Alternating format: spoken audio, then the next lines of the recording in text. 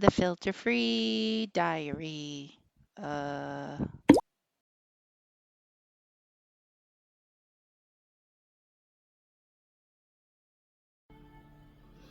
Hey. So it's 4:55 in the afternoon. And Spirit talked me into walking out in that fucking slushy snow, just fucking oh yeah. And the thing is I was like, I don't want to go. And it's like, okay. But then I was packing my bag. I'm like, what are you doing? It's like, just in case you decide you want to go. What the fuck? I don't like the snow so much. But not for nothing, I know why we did all this in the wintertime. And yes, it is partially because it took me so long to get my car in a boat. Yeah, that's the thing. Because we actually started this in August. But we had things to take care of and all kinds of stupid shit. I'm a little whiny, yes, because it was cold. But anyway, so yeah. And then we did exchange some money. And it's not bad. They take like 10%, a little more than 10% of your cash out. That's whatever. Because right now the money is useless to me.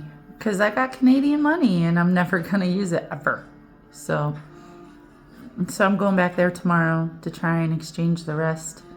Because I don't know how much this person can exchange at a time, but she has a rule about not disclosing that. And I get it. That's for protection. But then as she was counting out my money, she spoke it right into the microphone and it was really loud and everybody could hear her counting out money to me, and that made me nervous.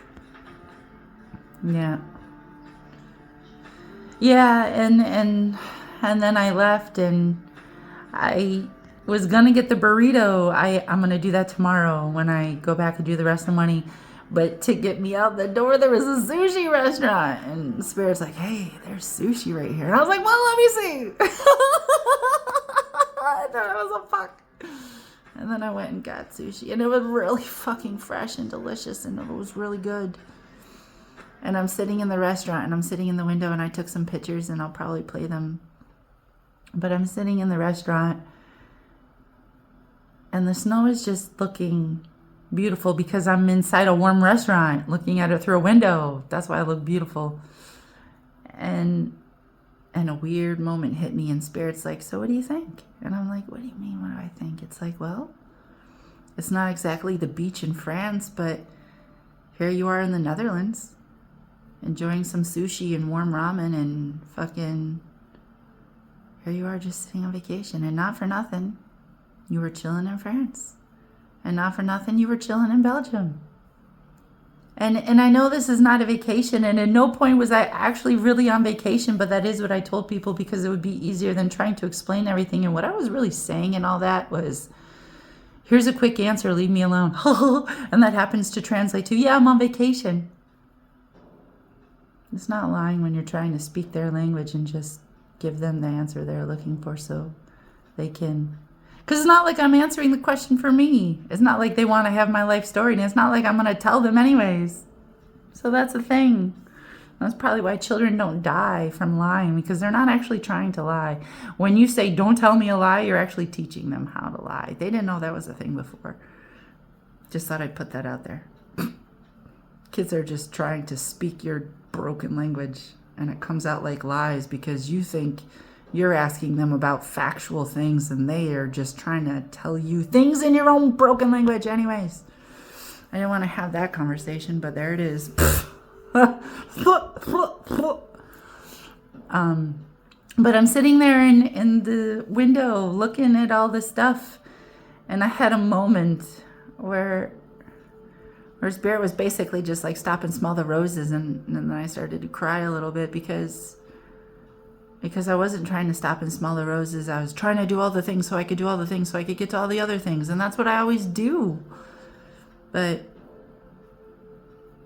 you know, it was cool to stop and smell the roses, and then I broke down. And I think I made those restaurant people a little uncomfortable. My bad. Never something I'm trying to do in public. That's why I don't like talking to Spirit in public, but that's what happened, and it's whatever. And it was really good. And then I left and I decided to walk up to this little convenience store that was inside the train station because that's where all this shit was. The money exchange was in the train station and the little convenience store was in the train station. But the thing about the little convenience store, sorry, I'll breathe. The thing about the little convenience store is it had fresh pastries and bread. Like they were making it right fucking there. That was fucking awesome. And I got a fresh pain au chocolat. Oh, it was so fucking good. And I ate it all in the fucking snow. And it was great. And I got fresh bread too, which is awesome. And everything's working out even though it's snowing. And my legs are really happy to be out there walking, and we're going to go out there again tomorrow. And I hope it's not going to snow, but if it does, fuck it. Apparently cold doesn't stop me, it just makes me grumpy.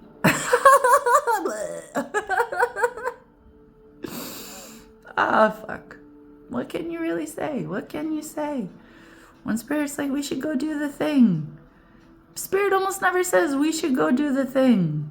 Spirit's always like, what do you want to do? But when it's like, you should go do the thing, maybe you should just go do the thing. I don't know. What is the thing? Are you healed? Are you actually hearing Spirit right? If you're not healed, don't do the thing. Don't be murdering people if you think Spirit's telling you to murder people. Spirit never says that. Ever. Ugh. Stop lying to yourself. Okay, I'm done. This just got crazy. Okay. Have a good day. Bye.